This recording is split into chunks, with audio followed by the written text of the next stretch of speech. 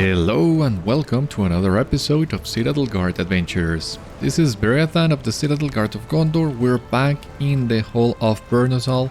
So even though we have already finished the Shelroka Allegiance, there are still a couple things we can do in Gundabad. And one of those things you can actually pick up right here with Scout-master Ausma. You can either pick this quest up with her on the Hall of Bernozal or back at the Pit of Stonejaws. So let me show you. Loknashra's return is this one. Do you need something? Beriathan, I have urgent news. Loknashra has been spotted in the Pit of Stonejaws. I have had my scouts keep an eye out for her after she disappeared from the Welkin Lofts, clearly changed from that Angmar ritual you and Hórin beheld. She had completely vanished from Gundabad until now. Kyrstig has just sent word that there is new activity in the Houses of Rest, and she witnessed the hobgoblins there firsthand. I want you to go to the Pit of Stonejaws and meet her outside the Houses of Rest. Investigate them with her. I have a feeling that Loknashra has returned to enact her vengeance upon us, and we must put an end to her plan before it is too late. Go! Find Kyrstig with haste. So, as you see from this quest, Loknashra has returned to the Houses of Rest. I think I had already talked a little bit about this to you. Basically, well, you need to complete the quest lines in the Pit of Stonejaws and in the Welkin Lofts. Those are the two areas where you will find Loknashra and where you will, well, see her story unfold. So you really need to have done basically all of Gundabad to unlock this. Yes. So it's really weird, but because even though the Houses of Rest is an instance with a minimum level of 131, I believe, you only get this quest at level 140. So maybe I'm not sure. I think might be possible that you don't need to have this quest in order to unlock the entrance to the Houses of Rest. Alright, we got this goat at the end of last episode. Might as well use it, right? I've been using the boar so far, but using the goat just for today, it's not a big deal. As I was saying, I don't remember exactly what is the minimum level of this instance. We were really close to that entrance last time we were here, but I don't remember. Maybe we didn't get close enough to the actual entrance of the instance to trigger the completion of the deed. Maybe there's something else going in it that I don't remember, but we'll find out soon enough.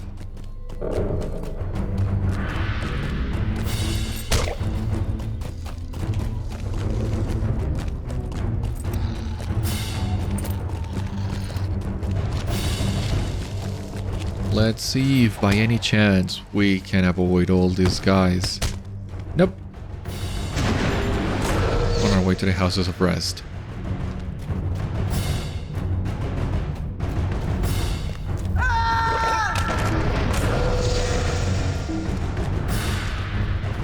So I was saying, we were really close. You'll see in just a moment. Ah, jeez, really?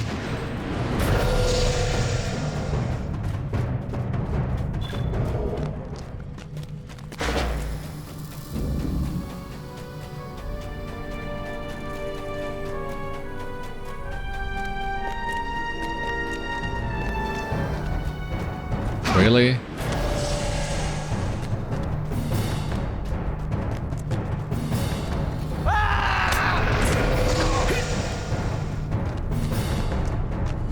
How long till we get there?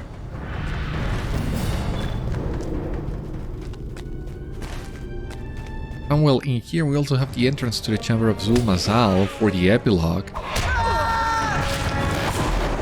Gotta talk to Durin and Mótsog. But I don't know if I want to do that yet. It doesn't entirely fit with the storyline. I mean, Mótsog was very clear he only had 1 day left.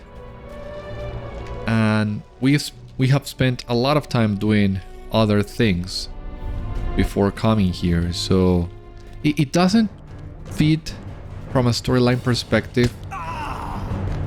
But in my opinion, it would feel very rewarding and a natural conclusion to all of this if we leave the epilogue for last. But since we are right now at Stonejaws, I don't know if maybe I should do the epilogue before the Hidden Hoard. I'm gonna think about it. In the meantime, let us focus on this. Aye? Beriathan, did Ausma send you to assist me? Good. To be frank, I was afraid to go in there alone. This place was pretty quiet when last I scouted these tombs, but there has been a flurry of activity here of late, and it's not the Ankmarim, it's hobgoblins. If I had to venture a guess, I would say Loknashra has taken leadership of the hobgoblins that were spared the control of the dragon's boys, and has sent them to the tombs. Odin did say she swore revenge on everyone, right? I think they might be eager to turn our resting ancestors into their foot soldiers.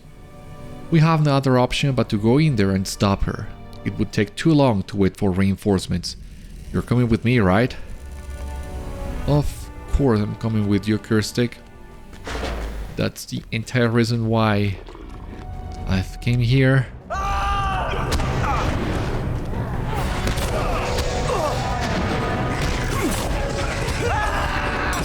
So once again, back at the Houses of Rest.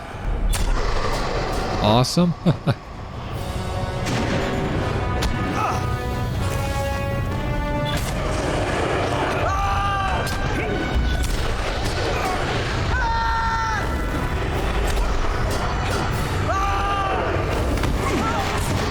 Alright, that was it. Pretty simple. The entrance to the Houses of Rest is in here. Discovery Adkhat-zahhar, the Houses of Rest. What do we have here? You have discovered the entrance to Adkhat-zahhar, the Houses of Rest. Yeah. Oh, come on.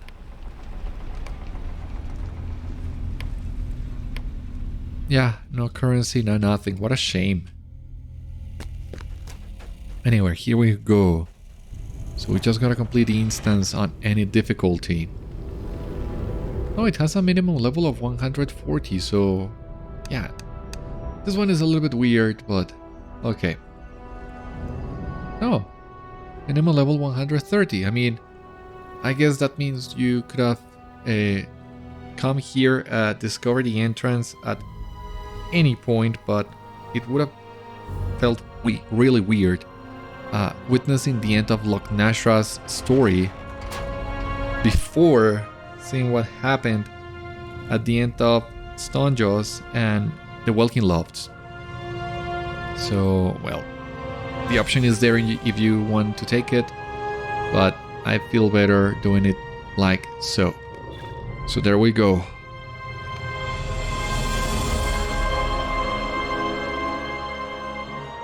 Deep in the Pit of Stonejaws, a grand tomb holds the remains of the many ancient dwarf lords of Gundabad. The necromancer Loknashra, now empowered with the spirit of Drugoth, has returned to raise an army and claim her vengeance upon all who have wronged her. We of course cannot allow that. We got a lot of deeds. But it's basically for completion at different tiers, so no biggie. Durin's folk shall endure, as we always have. That hobgoblin was formidable enough before she possessed the spirit of a Gaunt Lord in addition to her own. I think we need to hurry. I definitely saw Loknashra coming here, and she has no doubt already set to work disturbing the rest of my ancestors. Come on, let's go. Be brave, Kyrstig. Be brave.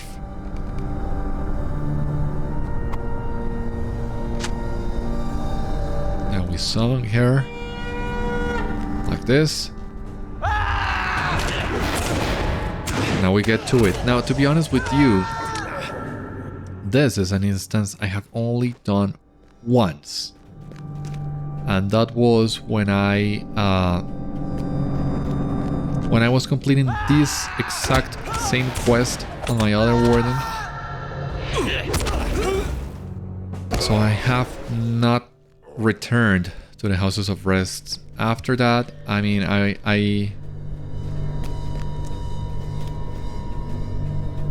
have not participated in many of the different endgame activities in Gundabad. This is one of them. But now that I'm at level cap with Beriathan, I would like to get more active. Once again, once update 35 hits, I'm hopeful that Wardens will be considered viable tanks again by the overall LOTRO community. I mean, I know Wardens have been tanking some stuff even before the update, but maybe, hopefully, this update will leave us in a better spot. And if that's the case, I'll be more than happy to resume tanking with my Warden after so many years. That's gonna be so exciting.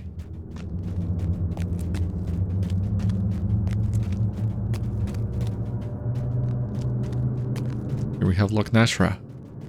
At last, you have arrived.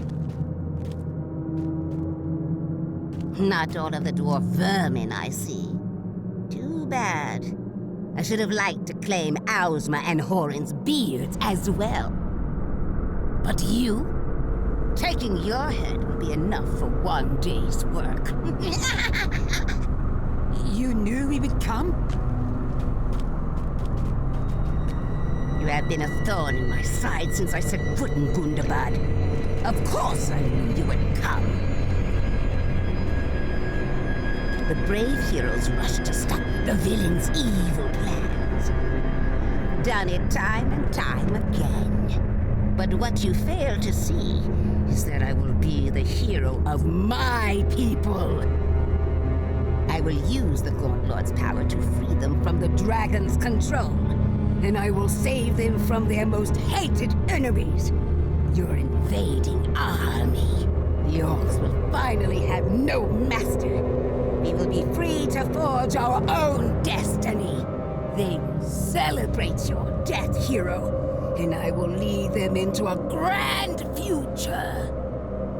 Uh-oh.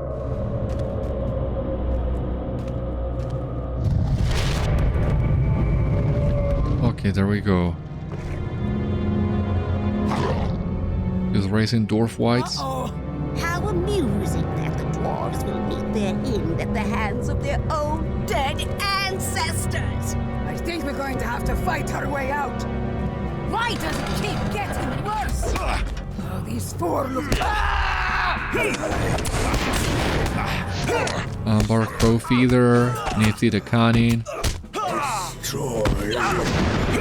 Nally the Thumb Taker, Arbank Blackfoot. None of those names rings a bell for me. I will see.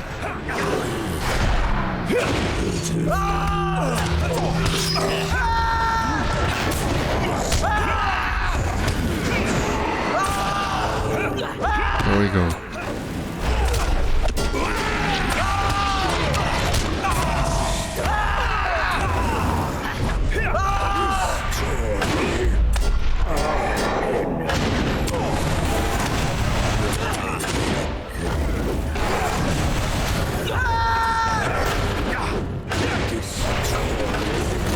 Bit of the resin dwarf lords. Okay. Please give me something good.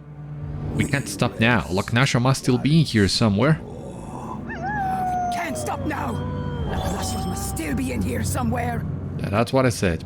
Ceremonial staff of the Gundabad Delver. It's a shame that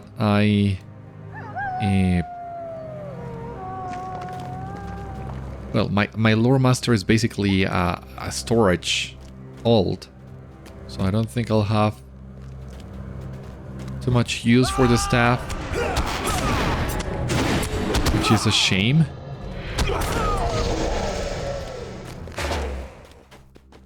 So well, nothing we can do other than pursuing Loknashra through the Houses of Rest.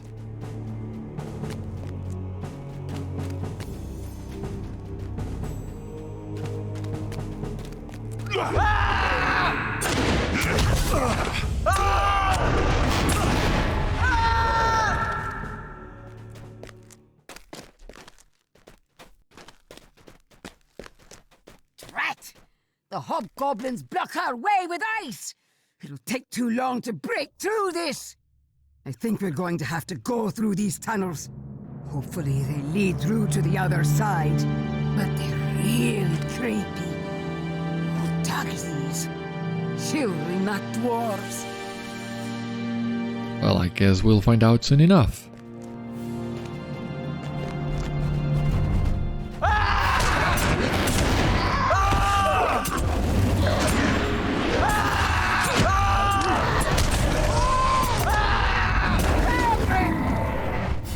Yeah, that checks out.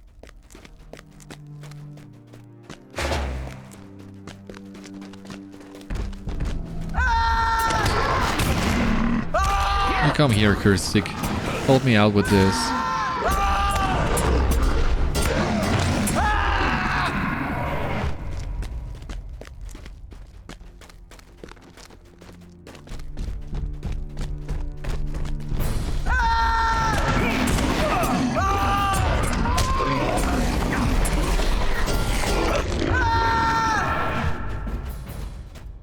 Is that all? No. No, we still... More ice. That means more creepy tunnels. Yep, that was too easy. That would have been too easy, yes.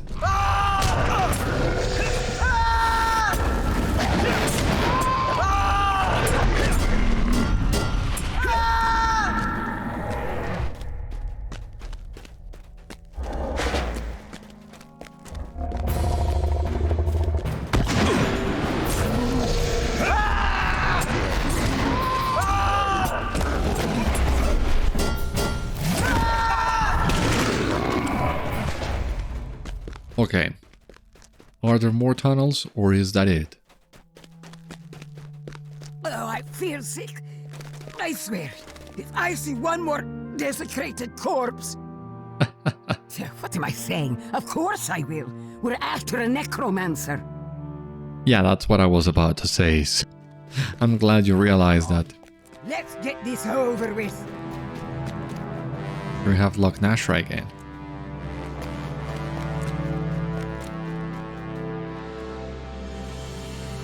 You're still alive.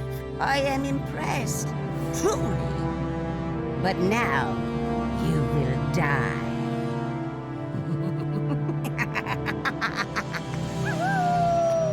Drugoth is with me, And you cannot stand against our combined power. Oh, we're already at the boss against her?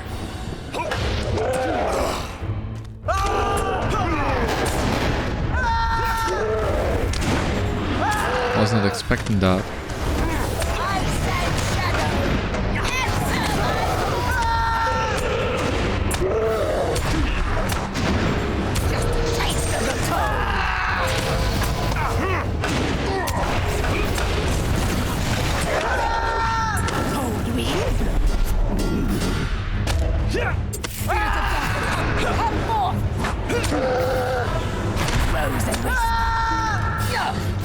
That impressed me yet again.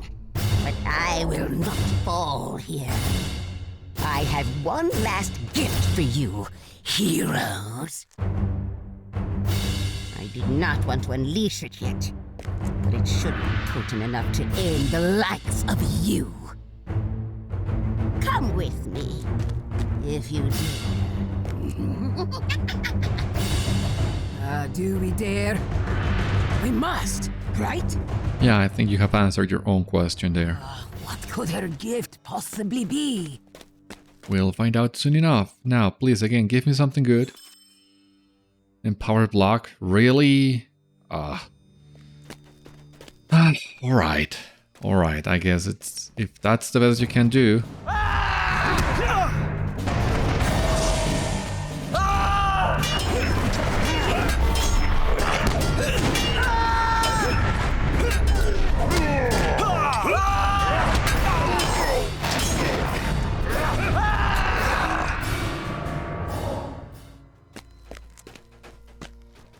You can see it there, right? Oh, someone else is attacking. But we will find out what is Loknashra's gift in just a moment.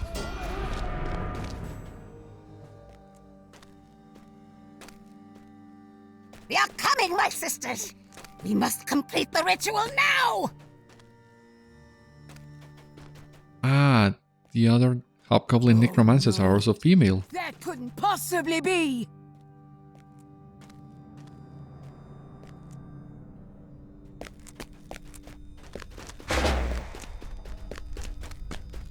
Vethúg Wintermind. Exactly. I command you to rise, Wintermind. You will be the instrument of my vengeance! And once we're finished with the dwarves, it will be time for a family reunion.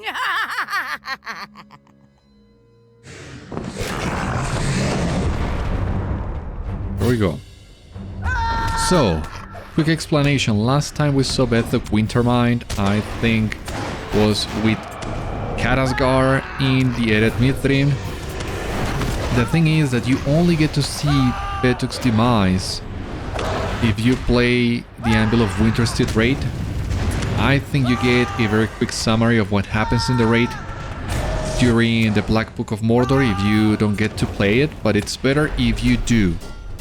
Bottom line, Adkhat-zahhar and Vethúg are the second boss in the Anvil, and while Adkhat-zahhar escapes, Vethúg falls. Vethúg is slain.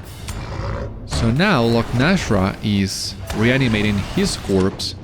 How did she got the corpse all the way from Winterstead to Gundabad? I'm not sure, but No! that's what we got. Have my vengeance or perish in the attempt! You will not meet your end here, Loknashra. Oh, that's Drugoth. I shall keep this host a while longer. Enjoy your meaningless victory while you can, mortals.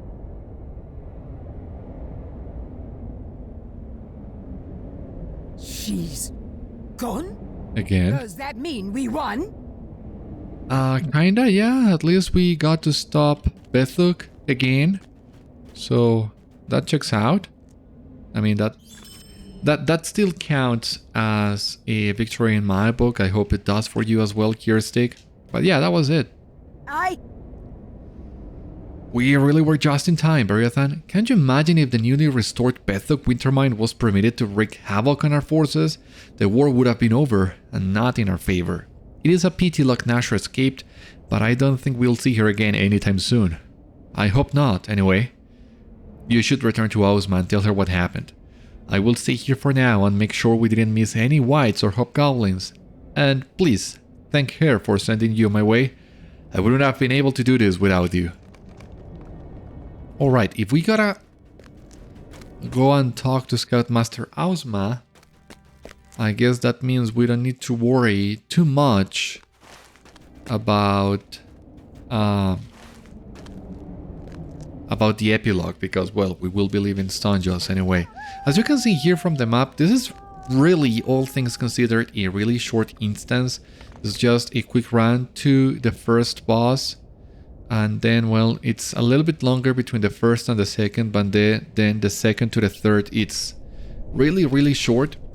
So at least on paper, this seems like a really short 6-man, or at least a 6-man on the shorter side of the coin, but I'm not entirely sure. Once again, I've only run this solo, and at least doing this solo is something really quick to do, but I'll love to get a group for it eventually, and that way, well, see exactly how this instance plays at that level cap. But since we need to talk to Scout-master Ausma now, I guess that means we will be going back to the Hall of Vernozal.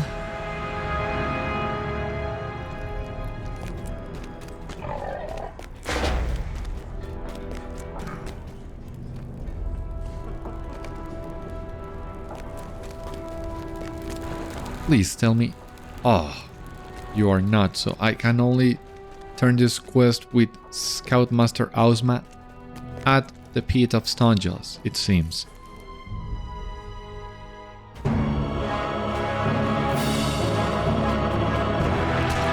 If that's the case, why are you letting me pick the quest at Vernozol if you can only turn it in at Stonejaws? Because once again, if that's the case, it would make more sense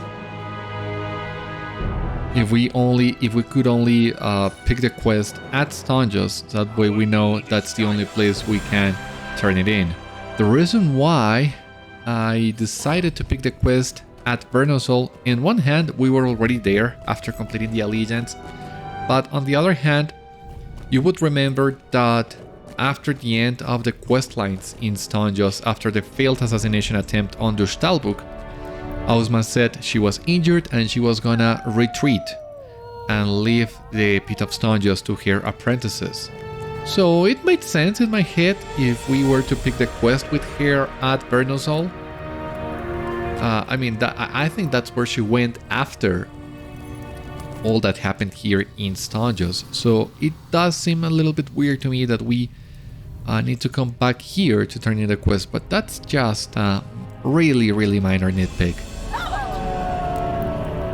Beriathan, tell me everything. Are the Houses of Rest free of evil? You tell Ausma of Loknashra's return, the unnatural animation of the Dwarf Lords, Vethúg Wintermind's resurrection as a wight, and Loknashra's ultimate defeat. By the valor, you were just in time to prevent a catastrophe. I am filled with amazement that you were able to defeat the newly risen Vethúg Wintermind with so few. I am concerned to hear that Loknashra escaped, but she and Drugoth will need time to regain their power. They are certain to be off the table for the remainders of this war. For now, our top priority must be the defeat of Hrímil Frostheart. One of us will send for you when we are ready to strike at the dragon's lair. And once again, that is something that we'll also get to eventually. For now, tolerance is level 65. That's great. I didn't remember that Loknashra escaped during this instance. So of course, I'm already wondering when will she turn back up. And I don't know, maybe I'm thinking maybe she will return for the return to Carndom instances. That would be a really nice surprise in my opinion, but who knows if that's really the case. Maybe by the time this episode is released, we'll already have an answer for that. But for the time being, it's really fun to speculate about these sort of things. So, once again, there you go. That's it for the Houses of Rest. A really short instance, and I think we technically have the time now for the epilogue. But once again, I'm not sure if I want to do it today or if we leave this epilogue for after we complete the Hidden Hoard of Apnankara. But I'm thinking, well, what the heck, we are already here. If we are quick about this, we might be able to finish the epilogue, and that would leave me still enough time for me to give you my closing thoughts as usual, after we finish every section of the main storyline. Last time we met here was about 70 episodes ago, with my closing thoughts for the Black Book of Mordor. Now I'm about to give you my closing thoughts on the Legacy of Durin. And once again, as of the time of recording this, we still don't know what's coming next. We only know that we will be going back south to Gondor and further south to Umbar, but what kind of storyline does the LOTRO team have in store for us, we still don't know. Beriathan doesn't even know he's going to Umbar. I think it's safe to say, now that he is done helping the dwarves with Gundabad and with nothing else left to do, he would just he would just, well, go back home to Minas Tirith. But we also have the matter of the return to Khârn-dûm, so we're not going back to Minas Tirith just yet. We still gotta wait and see what happens with those instances and with that storyline. I don't know, maybe that will also serve as an introduction, a prologue, setup, or whatever you want to call it, for the new storyline that we'll be getting in Gondor. Maybe some of the threats we find in Angmar will send us south to Umbar. Or maybe it's just totally unrelated to the future storylines, but the LOTRO team has a history of well, doing everything with a purpose. In my country, we have a saying, but I am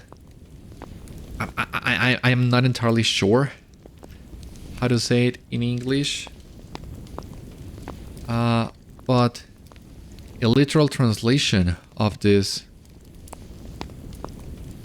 is do not stitch without a thimble. I don't know if in English you would say the same thing, or if you have another idiom for this idea, but the idea is that everything you do has a purpose, and everything you do, it has a reason of being. You don't leave anything to chance, basically. And that's what the LOTRO team is known for doing, in a way. So if we are going back to Angmar, and later down the road we are also going back to Gondor and Umbar, I would be very surprised if those two storylines are not related in some way. But we also have some cases in which the LOTRO team has released instances and storylines that are really not related to anything else. For example, the road to Erebor comes to mind. That is an instance where you go, well, you cross the Misty Mountains, you go back to Goblin Town, Mirkwood, and then you go to Dale and Erebor during the War of the Ring, and you get to witness the Battle of Erebor, the defense of Erebor that some of the dwarves talk about during the Black Book of Mordor. And obviously, since that takes place at the same time as the Siege of Minas Tirith and the Battle of the Black Gate, there's really no way for our characters to be in two places at once.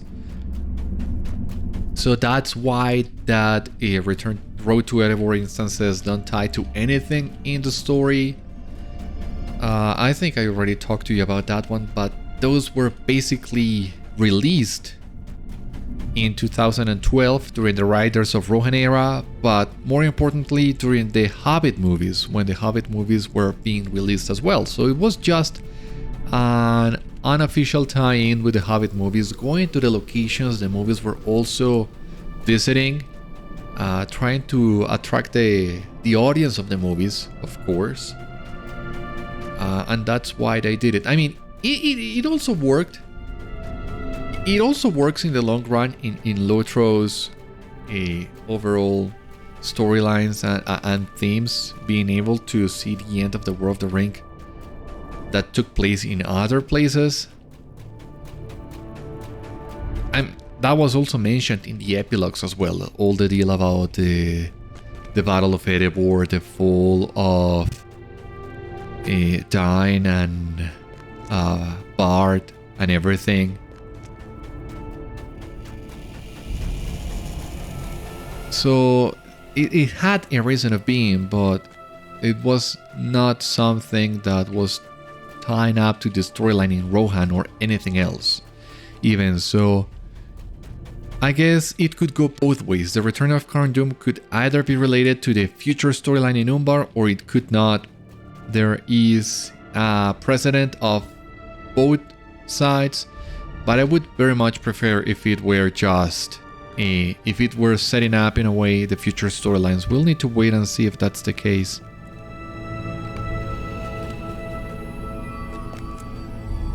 Statue of Mótsog, here we go. We are not too late, Beriathan, but I deem his time is short. Durin addresses the silent figure. Mótsog, I cannot forgive you for the treachery in your past, but I acknowledge the aid you provided to the Gavilaka in the reclamation of Gundabad. For that, you have not only my gratitude, but that of every dwarf whose heart longed for the mountain home to be restored. So too do you have the thanks of dwarves not yet born, who will now know a world where Gundabad will never again be held by the orcs.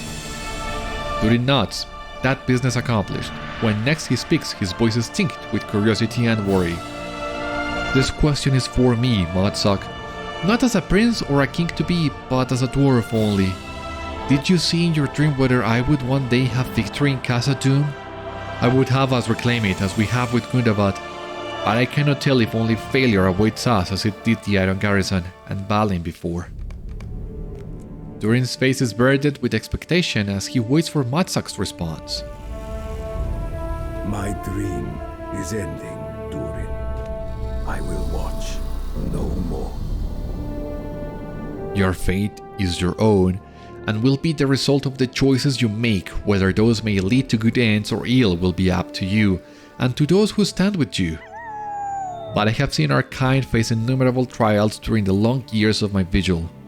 It is the belief of this dwarf that you will have success in this age or the next, though it seemed far away and nearly impossible to achieve. Farewell, Durin, both my oldest friend and my newest. Farewell.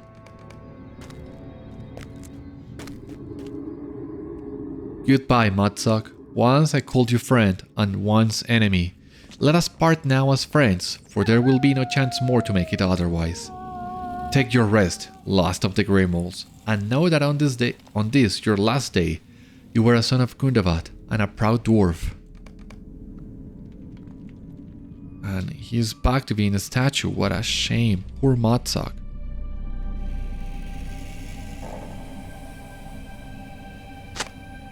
The last of the Grey Moles has left the world. Only his statue remains.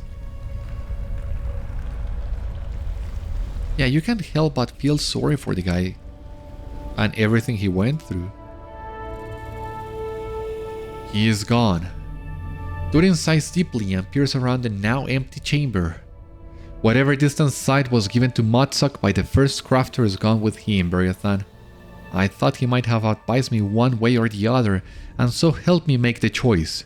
Should Khazad-dûm stay lost to us, or is it to be my task to reclaim it? But he guided me not.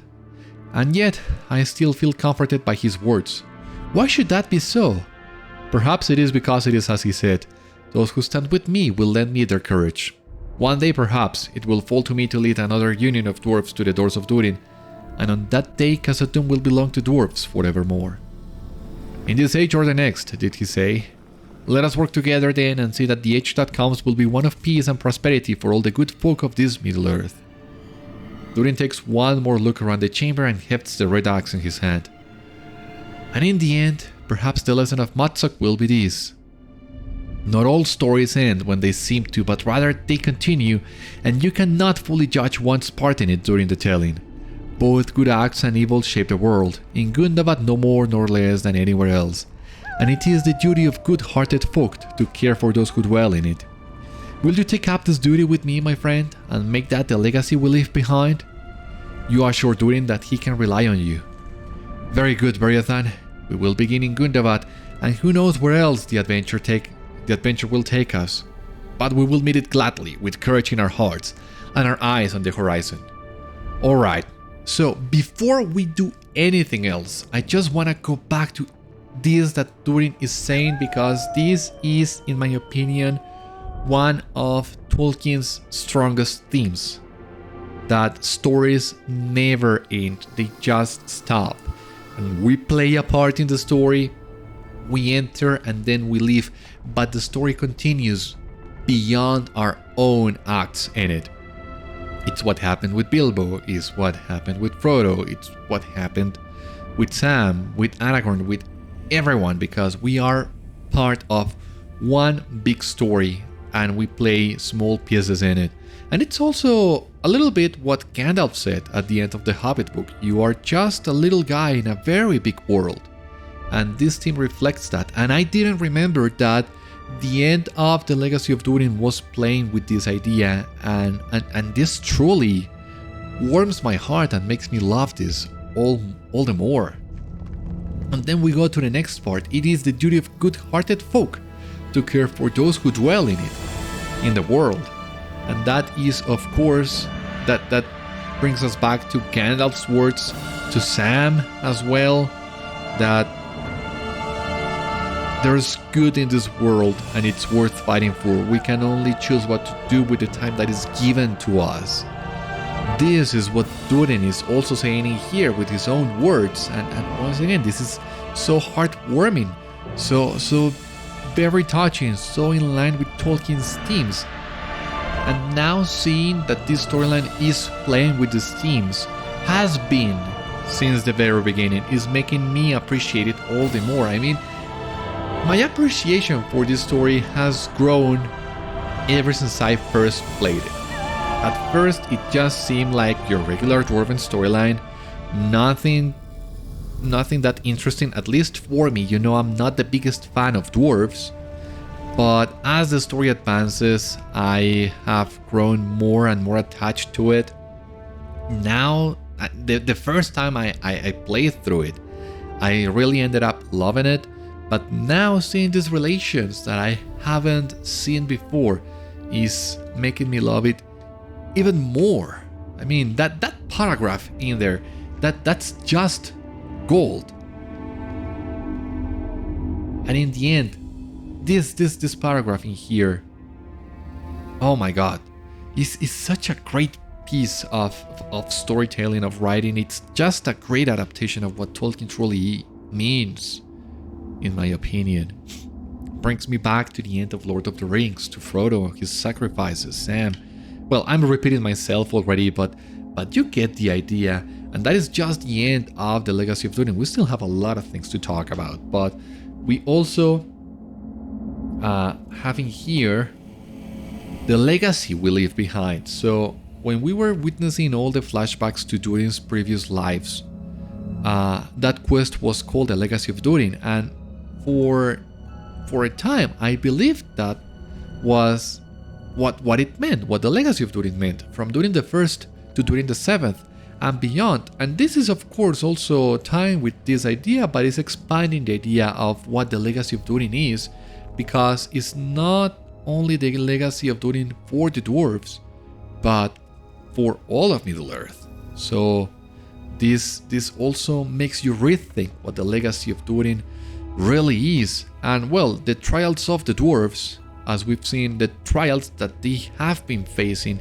since the First Age, the trials that Mótsog has witnessed, and there will be more trials to come, and Mótsog, not even Mótsog knows what will come next, but that's truly it. That is the Legacy of Durin and the trials of the dwarves. At first, when the storyline was first introduced to us, I thought, well, this is just too long of a title for this to work. And until yesterday, that's what I thought. Today, no. Today, I come to this with a new perspective on things, of what the Legacy of Durin is, how it is it tying up with Tolkien's greater themes, but also what the trials of the dwarves are and how they relate to the Legacy of Durin, and by extension how they relate with the Tolkien's themes and the history of Middle-earth, because that is something that I had also mentioned to you when we were playing through the Iron Hills, and is the fact that the Legacy of Durin and the Trials of the Dwarves manages to tie up with many of the events in Middle-earth. So we've seen here, it's basically the end, quote-unquote, end of the Dwarven storyline that began with Durin the First in Gundabad, and it's ending now with Durin the Seventh in Gundabad. This is not truly the end of the Dwarven storyline, because as hinted in here, we still have the matter of the reclamation of Moria to get to, and I believe at some point the devs will also get to it. I'm not sure, because a reclamation of Moria expansion, for example, would be too similar to a Gundabad expansion, And there are 13 years of difference between the Mines of Moria and the fate of Gundabad. I don't know if there will be another 13 years between the fate of Gundabad and the reclamation of Khazad-dûm, but I think the devs at some point have to do it. It's just that we had a long Dwarven storyline already that it's very similar to what a reclamation of Khazad-dûm will be, so I guess they will leave us some time in between the two storylines so that they don't feel like a repeat of one another. But the game is just begging for that to happen at some point, right? Especially now that we know Durin and that we know who Durin truly is and what the Deathless title truly means. So yeah, I hope that we get to see the reclamation of Khazad-dûm at some point, but that will not come yet. Not for many years, I hope, or I expect. But as I was saying, this storyline does tie up with the big history of Middle-earth, which is something that I didn't get with Volume 2 of the epic, with the Mines of Moria and Siege of Mirkwood.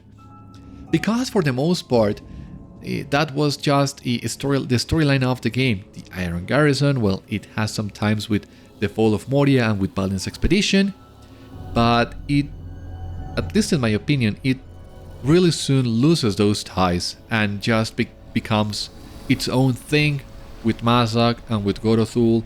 And then we of course go to Mirkwood, where it once again touches at some parts the big story of Middle-earth. And we have, of course, Dol Guldur. We get to see the Nazgul, a little bit of Gandalf's infiltration in Dol Guldur. But all those moments in Volume 2 that go back to the history of Middle-earth are really short and really scarce. And ever since I played The Fate of Gundabad for the first time, I've been thinking that's the reason, the real reason, why I am not a big fan of Volume 2. Is my least favorite of all of LOTRO's main storylines. And I think it's because of that, because it is its own thing, but it loses the perspective, the overall picture for most of the time. I mean, you still meet very important characters. You go to Galadriel, Celeborn, Haldir, and the Tomb of Balin, the Necromancer, even Gandalf at some point. So it is still a Lord of the Rings storyline, but it doesn't feel as connected to the rest of Middle-earth as something like, for example, Volume 1 that manages to tie up with Earnur as the last king of Gondor, with the rise of Angmar, the Witch King, the war in the north, so many other things.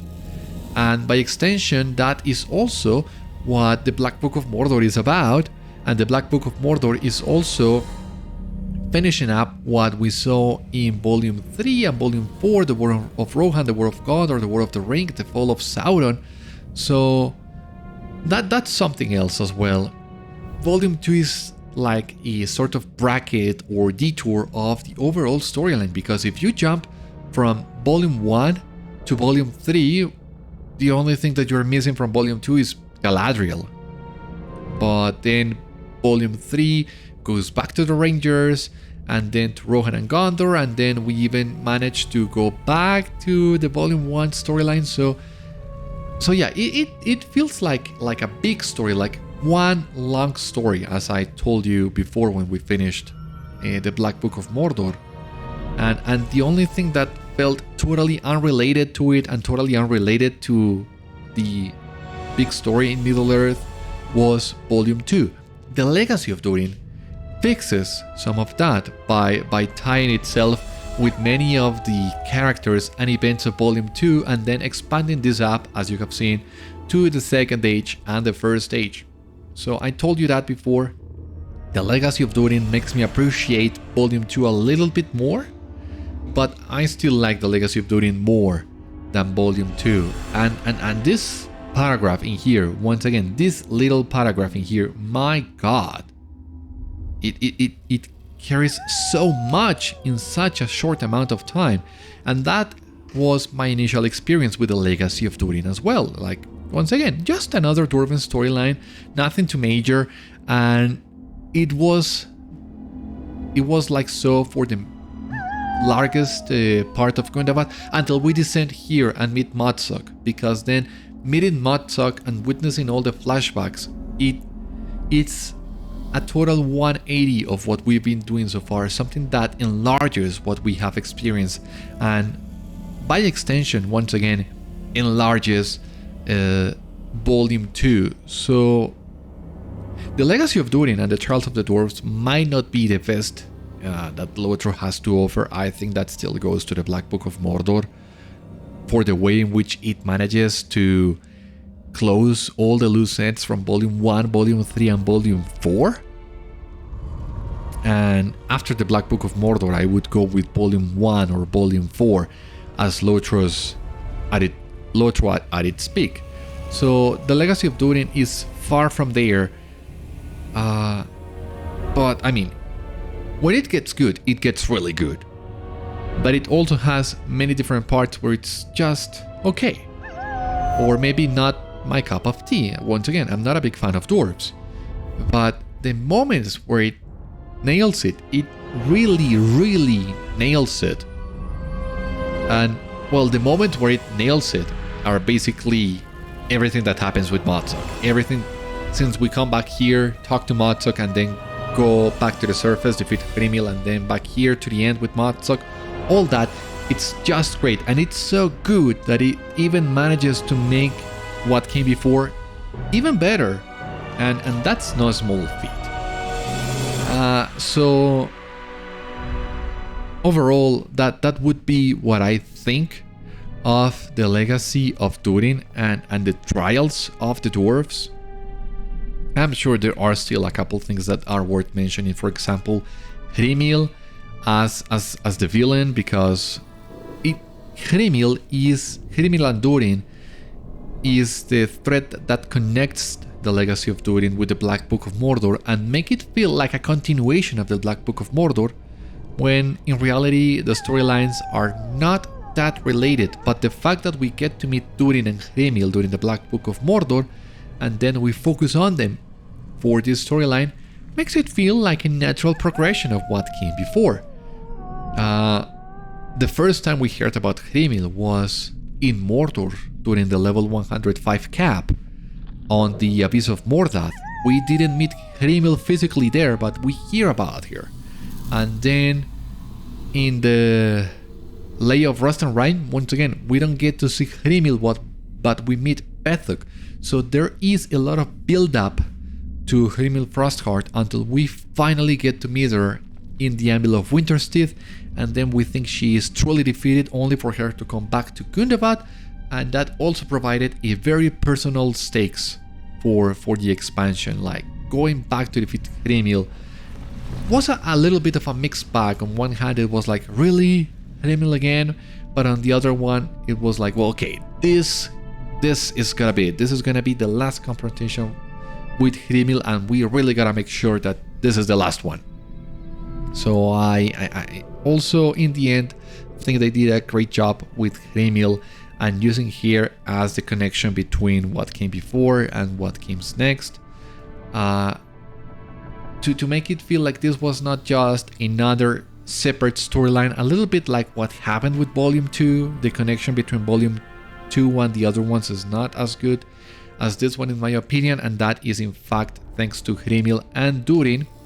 But as I have also told you before, they also manage with Mótsog and everything else to establish really strong ties with what we know about the dwarves during the first age and the second age. They did a really great job about it that really elevates the storyline, and then we come back here and we'll see what were the themes the story was working with since the very beginning, and that makes you rethink what the story truly was about.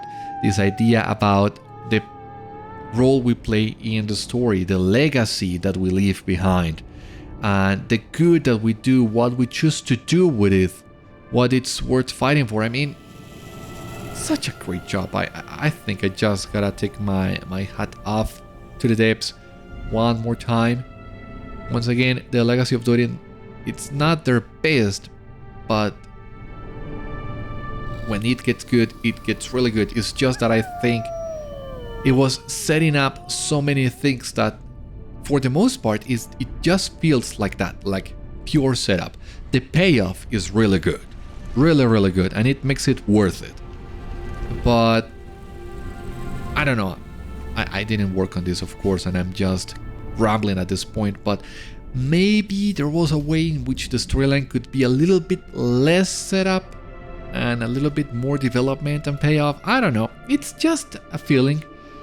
Feel free to disagree with me, but those are my thoughts on the Legacy of Durin and the Trials of the Dwarves. Once again, I love it. I love how it ends. I love how it weaves all these themes in it. That's not easy. So some batches in the road are expected, some bumps, but it's still worth it for what we have in the end, which is this Mótsog and Durin, and the way they also talked about it. We were friends and we were foes. Let's part as friends again. And that also goes with the ideas of Christian redemption, I guess. That's something Tolkien was also very adamant about. And Mótsog's story is really bittersweet because you get to understand why he did what he did, and you don't approve it, but you can understand it at least. And seeing all the things that he lost before and after he made his big decision really makes you feel sorry for him. So once again, on one hand, it would have been really nice if we could have gotten some more time with Mótsog, but on the other hand, yeah, let's give this guy a rest. He really deserved it and needed it by now. So once again, I guess there are more things that we could get to say about the Legacy of Durin and all the things that it's doing, but I think we're gonna leave it in here. I'm not sure if I can complete this quest since I am capped at Ancient Script, but let us try. Okay, we could. We lost Ancient Script, but I have plenty of covers saved, so I'm not gonna lose too much sleep about it. What else do we have here? We completed the deed. Musings and thanks. We completed 2 different deeds.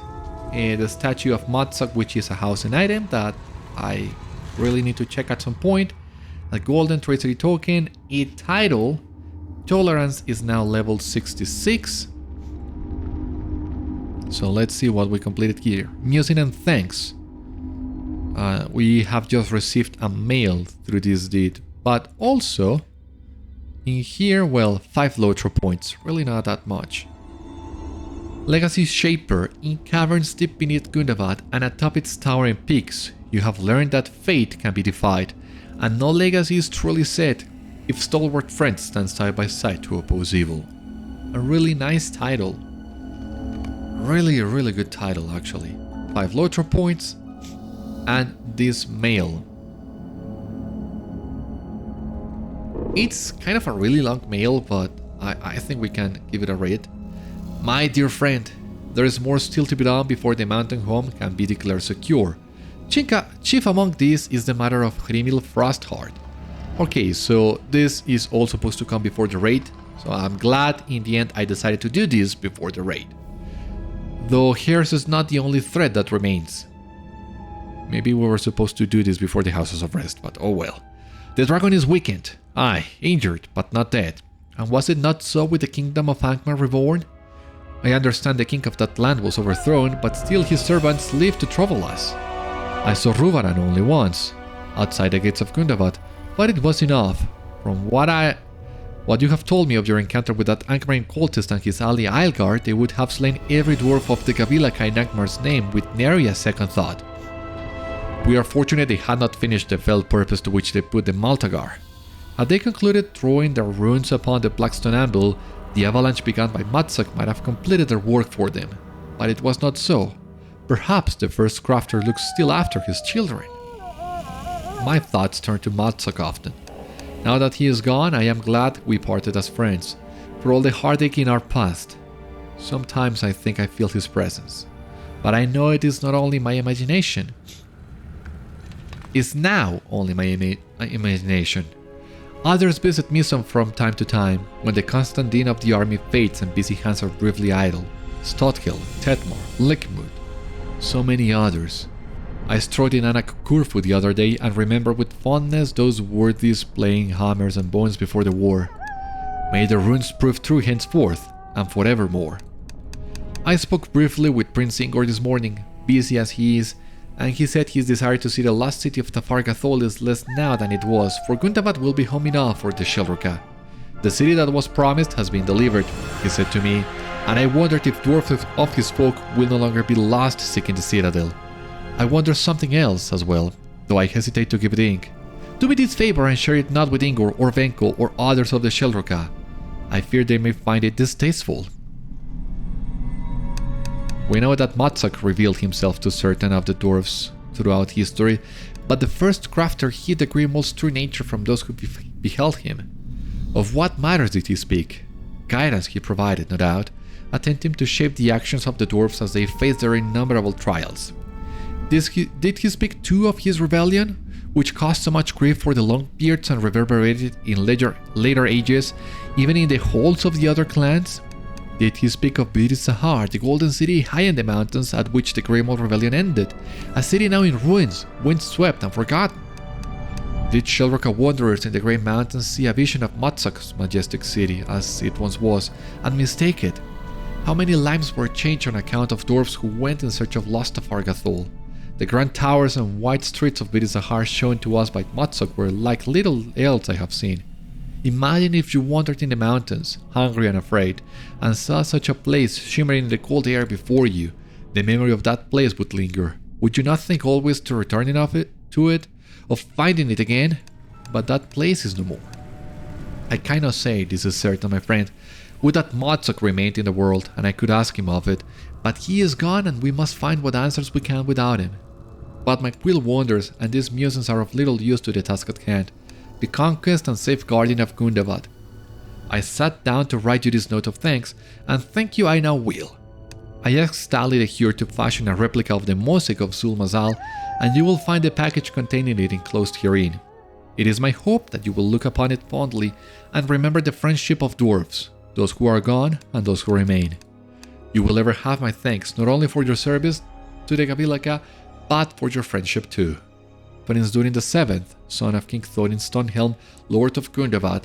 And here we have this mosaic of Durin and Mótsog in friendship for your house as well. So once again, that's another decoration that I really need to get to use at some point, but that will come later. However, something that I didn't remember, and this is truly will be the end of it, is how Durin in a way has answered the question of Tafargathol. Of course, it's not an official answer, it's not a definitive answer, but I think it's good enough, and I think it's all the devs are gonna say on the matter as well. The fact that Mótsog gave some dwarves a vision of his citadel before it was destroyed, and that is what Tafargathol really was. So once again, also going back to the Black Book of Mordor and providing some answers in there, something that I really didn't have catch up on the first time I played through this. In my mind, that was still a mystery that needed to be solved, but no, we have the answer now. Tafargathol was just an illusion, maybe an intended illusion, but an illusion none the same. And well, that has ended now. The Shellroka will stop pursuing that one because they are back in Gundabad, and that is good because they were going after a mirage. But if that's the case, then the question that arises now is what happened with Boyne after he left his home, and he left to search for Tafargathol. But if Tafargathol was just an illusion of old Sundargrad, then what happened with Boyne? Now I really wish to know the answer to that question, but we don't have that answer yet, as far as I know. So that's it. that's the conclusion to the Legacy of Durin and the Trials of the Dwarf. Once again, really good storyline, really good rewards at the end, with 2 housing items and a gold tracery token. I really look... oh, and this cosmetic cloak from the Houses of Rest, which is also cool. But yeah, that's the end of the storyline, but not the end of Gundabad, because, as Durin said, we still have the matter of Hrímil Frostheart, and that's what we get to on the next episode. For the time being, though, this has been all on today's episode of Citadel Guard Adventures. Thank you so much for watching. I hope you enjoyed, and I hope to see you on the next one. Until then, my friends, stay safe, take care, good luck to you all, and I will see you later.